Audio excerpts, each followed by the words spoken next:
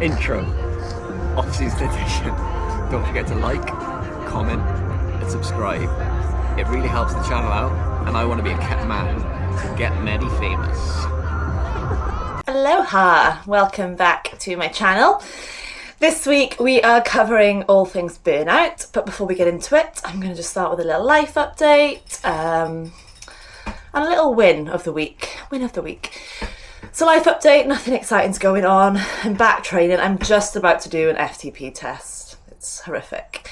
It's not just a 20-minute test, it's a 20-minute test, a bit of recovery and a ramp, and then into a 5-minute fatigued effort, which should be around, when I aim for 120% of my FTP. I know for sure my FTP has dropped. I'm definitely not as strong as I was pre-World Champs. I got an infection in my leg after stacking it on a box jump, and I took some time off, and I'm just feeling like I'm just trying to build myself back up a little bit, which is fine because over winter it's all about zone 2 base building before we get back to the saucy stuff. So all groovy. Little win of the week, which ties in with burnout actually, is how I've made some big adjustments in my life because of burnout. And I'm going to cover this in the video. It's something I'm really grateful for, to have. I have really good awareness or self-awareness. It's something that I've worked on over the years with therapy, with counselling, and I've become very aware of when I'm going towards burnout, which I never was before. I'd be burnt out, and then I'd be like, oh shit, I'm burnt out. Whereas this time I saw myself going on that path towards burnout, and I've managed to scale things back and make changes so I don't end up in a complete hole. And I feel like now I'm kind of coming out of it. So yeah, I'm going to touch on that towards the end of the video. Let's go. So let's talk all things burnout. I put a little box out on Instagram for any questions, and kind of the main questions I got asked was, what is like the definition of burnout? How does it affect our brains? How does it affect us kind of outwardly, as in how do we act? What's our behaviour like? And also how to combat it. I'm also going to intertwine throughout this my own experience of burnout, which I have experienced many times, but I've actually, as I've spoken about on some of my other videos, I have experienced it really recently, but I actually kind of caught it before I was in that full, what I would call a burnout spiral. Now, by definition, I'm going to read out what happened when I typed in what is burnout on Google. And what it came back with is, it is a state of emotional exhaustion, physical fatigue and cognitive weariness caused by long-term, uncontrolled and unresolved work stresses, and possibly by other long-term personal and environmental stresses such as illness, family difficulties or other persistent adversities. So burnout typically is, linked and has been linked to work stresses, but as this definition states, it's not always the case. It could be other things outside of work, like I said, such as an illness for yourself. Maybe you're caring for somebody who's got illness. It could be, I don't know, you've just got so much on your plate. You've got work, like a triathlete maybe. You're also trying to train. Maybe you have a family as well, and it's trying to balance all of those things. So before I go into the science of what happens in our brain, I want to briefly touch on 2 areas of the brain, which is grey matter and the prefrontal cortex, but also the amygdala. And I want to just describe what they are, because when we talk about how it changes the brain, it's usually these are the 2 areas that are affected. And I want to go through what happens when these areas are affected and how that affects our behaviour going forth. So grey matter is kind of all over our brain and our spinal cord. It essentially makes up the central nervous system, and it plays a crucial role in allowing you to function normally from day to day. It can have thinning to it, or it can have a reduction in volume when we're under a lot of stress or chronic stress.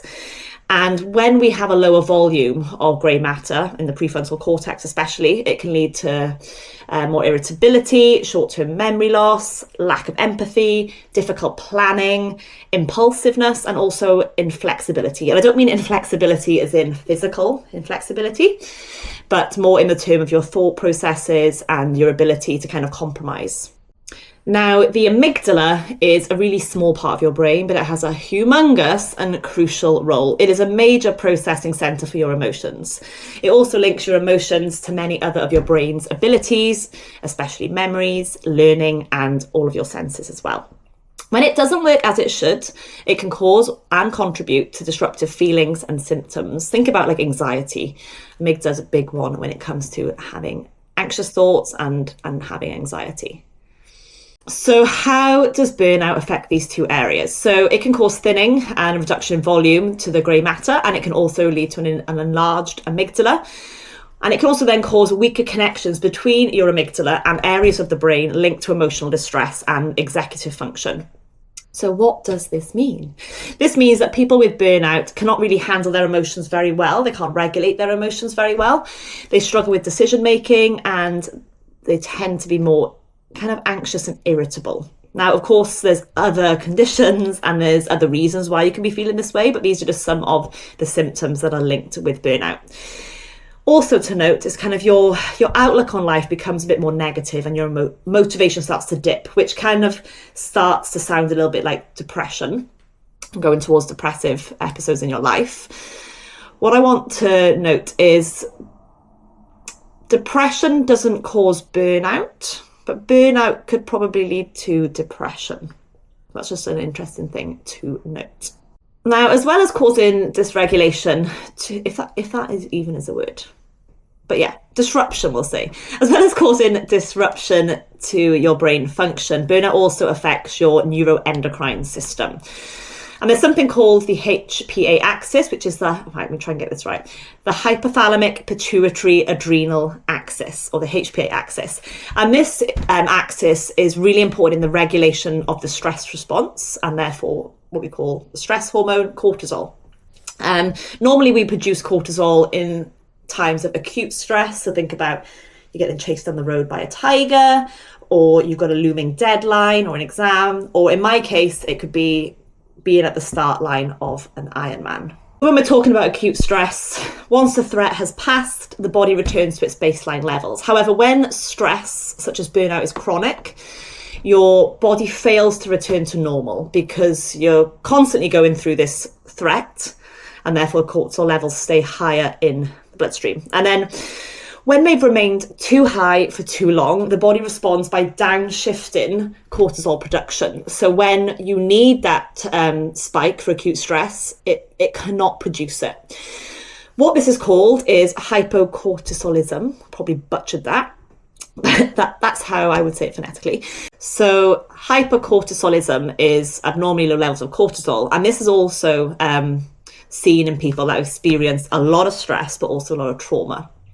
And essentially it's kind of like your body's systems have burnt out. They're like, do you know what, we can't keep producing this cortisol, so we're just going to release less. Like, we're exhausted, we're done. And research suggests that hypercortisolism induces low-grade inflammation throughout the body, which in turn contributes to severe health problems such as heart disease, high blood pressure, plaque in the coronary arteries, diabetes. And this is really important to note, because think about how many times you've heard of somebody becoming ill, or a friend of a friend or an acquaintance has become ill. And people say about this person, oh my God, they ate so well. They looked after their body. They didn't drink. They didn't smoke. They were always exercising. I can't believe they've got this disease. Like, how, this isn't fair. Maybe it's just bad luck. And of course it could be bad luck. It could be genetics. But one thing we fail to think about here is how much was that person in chronic stress? Because we forget that chronic stress does lead to inflammation in the body, which in turn does lead to disease. And the reason I'm highlighting this, because I think when you understand the mechanics behind something like burnout and how it affects the body and what it can do to you, not just mentally, but also physically within your body, it's kind of a kick up the butt to stop it happening. So for those that have experienced burnout, you've probably experienced it far more times than just that one occasion.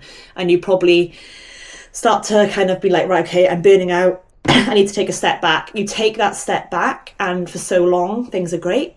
And then you start taking on more workload again, or whatever it is that led you to burnout. And then you're back in that space of burnout. I think it's important to know what happens behind closed doors within the body, within our brain, because when you know just how detrimental it can be to your health, you are more likely to make a lasting change. And touching on that, with it, you know, like I said, happening, coming into burnout again and again and again. One thing that's really important, which is a little phrase that I love to remind people of, is neurons that fire together wire together, which is a blessing and a curse. So what that means is if we repeat something, an action in the brain, we repeat the same pathway over and over and over again, it's going to get stronger. And whatever we strengthen, strengthens, and whatever we don't use, weakens. And what you can think of it as is like in the gym. A lot of you on here probably train to some degree because you're on a Triathlete's channel.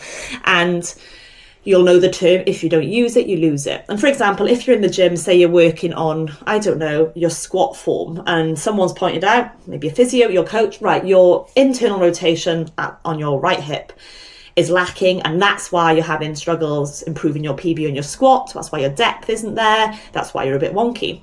And then you spend a block of, I don't know, 8 weeks really working on that internal rotation of that hip, and you see improvements because you're using it, you're building that strength there, you're increasing your mobility. And then after 8 weeks, you're like, do you know what, nailed it. Squat's perfect. You're chucking on kilos and kilos on the bar, happy days. And then you start to break down, I don't know, your snatch in the gym. And your coach or someone says, right, you know, you're not great with your overhead extension on that right arm, so we need to improve your overhead extension. So maybe you forget about doing your squats for 6 to 8 weeks, and for those next few weeks you are working on your overhead extension, and you see improvements. You've been working it, you ain't lost it. And then you go back to squats, and you haven't squatted for 8 weeks, and because you haven't used it, you have lost it now. So this is the same with our brain. And that's why when I say neurons that fire together, wire together, when you're using neurons and the pathways together, they get stronger. Like I said, it is a blessing and a curse. A blessing because if you're practicing something, I don't know, like meditation or working on stress relieving practices, the more you do them, the stronger they become, the more effective they become, the easier it is for you to drop into that space. But if you're in burnout, and with that comes anxiety, irritability, anger, impulsivity, then if you're in that space for a long time and those behaviors are repeating and repeating, you are strengthening those pathways of the brain. So that's the curse side of it. So what can you do? Not only are we going to talk about now what can you do to stop burnout and to, you know, if you're in it now and how do you get out of it, but also how to make sure you don't end up there again. And the first one is boundaries. This is one that I am bloody dog shit with, but it's not just about boundaries with your workforce or with your friends, it's boundaries with yourself. And this is the one I struggle with. I really struggle setting boundaries for myself and sticking to them. So saying no, that's it. You've got to start to learn to say no. And I am a yes person. I get FOMO very easily. I want to do everything, and that is what tends to be the reason why I end up burnt out. Maybe last year I was like, right, I'm at capacity, I can't take on any more classes or clients. And then opportunities came and I took on more classes and I took on more clients, and it started to get too much, so I had to drop something else. So even though I didn't stick with my boundary, I did actually rejig things around to make it work, which was great. This time round, when I've become increasingly closer to burnout, it's because I actually, ironically, started doing a YouTube channel, which I really wanted to do. I've been wanting to do it for a long time, and then people asked me to do it, so I was like, do you know what, let's do it. And I didn't realise how much time it takes. So how have I remedied it this time? When I realised I was going towards burnout, I took a week off filming and editing and all of that stuff. And, you know, my videos are not top notch, but it still takes a shit ton of time to get it all edited, to add on music, to add on words, captions, blah, blah, blah, blah, blah, blah. So another thing you can do is seek support. So whether that's through friends, family, whether it's through support online, finding some maybe free courses, which are definitely out there to help you with combating your burnout. Maybe it's go into counselling or therapy, which I highly recommend. And I'm going to pop a link in the description of this video for you. If you need support, please click it. It will take you through a process with Big Moose to help you be matched with a counsellor. And honestly, it's incredible. So yeah, seeking support. Do relaxing activities that fulfill you. Now, this is one that I go to. And one thing that I find really fulfilling is being a beginner. So when I'm going towards burnout, I try and do something new. And what I've done the last couple of weeks is do something new. I have been pole dancing. I started pole dancing. I say I started it, I went to one class. Freaking loved it. I was completely new. I had no idea what I was doing. Didn't know what to expect. Kind of thought it'd be easy. It wasn't. Loved it. I also did some painting with my friends. I am not the most artistic with my hands. I am with movement.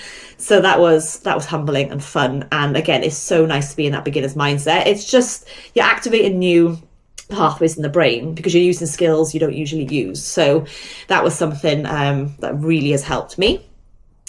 Exercise is after that. So doing relaxing activities, yes, but physical exercise is really beneficial. Again, just getting the body pumping. Of course, if you are chronically stressed, maybe doing a VO2 max session or something high intensity is not the way to go. Maybe just start moving the body in some way. And bonus points, if you can do an activity, a physical activity, which is new to you. Go to a dance class, like I did, go pole dancing. It was so much fun. And like I said, you're using new neurons. So sleep is a really big one. Not just the quantity of sleep, but mainly the quality of sleep. So you might be having 10 hours of sleep a night, but if you're drinking alcohol before you go to bed every night, if you're on your phone every night before you go to sleep, then you're probably not going to have great quality. Alcohol's a big one. I'm all for a glass of wine in the night, but I try and minimize how often I do that because it is going to negatively affect my sleep, even if it's just one glass. So if you're going to have a drink, have it earlier in the day. Not being on screens, we all talk about this. It's not great. It keeps you wired. Try and put your phones down a good hour before bed and maybe even TV. I know a lot of people like to read a book before bed. That can make you like quite sleepy, and that could be something you could give it a go. But one of the best things I have found is like listening to like soothing music. I find that really relaxing and it really does help me get a good night's sleep. And one that I think is essential if you're going through burnout is take time off. So if it is work, take some time off. Speak to your manager, your boss, and hopefully they are people that really understand and say, look, I am so overwhelmed. I am really struggling right now with my mental health. Like if I don't take a few days off or a week off here, I'm going to need a lot longer off very shortly. If it's training that is really bringing you towards that burnout, scale it back. If you've got a coach, talk to your coach. Be honest, have an open communication with them and say, look, this is too much for me right now. I need to scale it back. If you have a mad social friends group and they're always going to events, this, that, and the other, and if you don't go, you feel left out or whatever, be like, hey guys, like I'm really struggling. I need to stop going out as much. Can we just have a night in? Or just be like, look, I'm not going to be joining you guys for the next couple of weeks. Please don't like message me and ask me to come. I'm not going to feel offended that you're going out without me. I just need to set that boundary here and take some time out. And practicing these things together is what is one going to bring you out of burnout, but also prevent you getting back there again. And if you are struggling with burnout, watch this video and remind yourself that if you're continually going back to burnout, what it's doing to your brain. And I'm not here to be doom and gloom. I'm not saying it's irreversible, because there are, you can, of course, reverse a lot of these things. But it's so hard to pull yourself out of it. It's really hard. So having that awareness is power. Knowledge is power. I'm talking about my own experience very recently with burnout. I wouldn't say I was in that full burnout. I haven't actually had to really take proper time off anything, but I have had to set some boundaries with myself, and I have had to jump into that toolbox of the things I listed above and start pulling out. I haven't had alcohol. I had one cider a couple weekends ago in the middle of the day, and that was it. So I don't drink often, but I usually have a glass of wine here and there in the night, which again isn't good for sleep. But I've just knocked that on the head and thought, you know what, I don't need to stress my body out with anything else right now. But before I talk about a little bit more about what I did, I want to talk about how I noticed I was going into burnout. And this will be different for everybody. But I am, like I said, quite creative when it comes to movement. More specifically, I teach yoga. And sometimes I will structure my yoga class and I will write it down and I will go through it on my mat and practice it. And then sometimes I have people come into class, or I see them on my list. They're new. I have no idea of their ability. And I'm like, do you know what? Scrap today's plan. It's not going to work. I need something that's a little bit more open-ended with the postures. and I will just make it up on the spot. I find that really easy, to just make a yoga class, an hour's class on the spot, and it be a brilliant class. I felt when I was teaching yoga recently that I wasn't creative. I wasn't able to kind of think on the spot. I didn't have that executive function.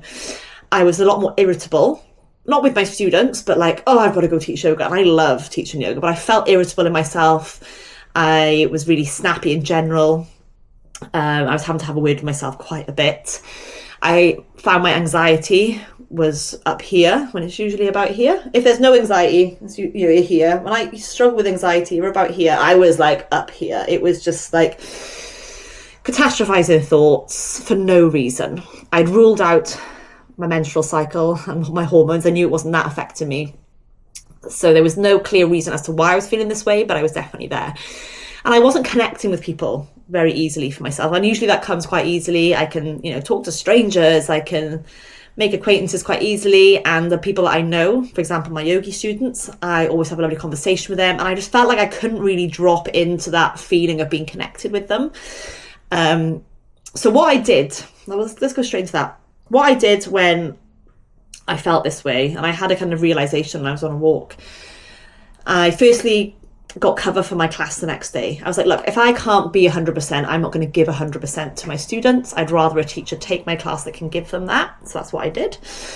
I made sure to speak to my coach that I was feeling like, a bit burnt out. We didn't really need to change much of my training because it wasn't really intense anyway, and that wasn't the reason for it, for the burnout. I took a few more days to rot in bed. They're not full days, but I was like, you know what, later I'm going to go into bed for 2 hours. I might sleep, I might not, but I'm just going to relax. I'm not going to be on my phone too much. I'm just going to kind of snuggle in and just have some me time. And the last thing I did, which I've touched on, is I went for a pole dancing class, and I also did some painting with my friends. Painting was open-ended. We could paint whatever we wanted, and we painted on each other's canvases and added to them, and it was just a little bit of fun, a bit of silliness. And those things have been what has really helped me. And I'm at a place now where I'm feeling really good. I'm feeling my creativity come back again. My anxiety levels are still a bit elevated, but they're definitely dropping. I'm a lot happier, because one thing I did experience, which I forgot to mention, was like random pangs of like sadness, and just like with that sadness making me want to stay in bed all day. I'm feeling motivated again to train, to go teach. I'm connecting better with my students, and I just feel like I'm generally a better person. And it's taken me about a week, 2 weeks to get back to where I am. When I was going through really bad burnout and I was deep in the trenches with it, it took me a lot longer to get back to that balance, but I think I recognised it a lot sooner than I usually would this time. And I do feel like every time I'm coming towards burnout now, I am getting better at pulling back sooner. But there's still a lot of improvements to be made, and I will forever be working on it. And I just want to let everyone know I'm here if you want to talk about it. If you want me to go into a little bit more depth about the science and how it really affects the brain, I would love to talk more about that, but I wanted to keep it as simple as possible today. But thank you, as always, for jumping on, for liking, sharing the video and commenting. I love to chat to people and would love to hear your thoughts. If there's any psychologists on here or neuroscientists that can offer any more here or correct me on anything, please do. Again, I have a basic understanding, but I love to hear other people's thoughts. Have an awesome day and see you soon. Stay groovy. Stay groovy always.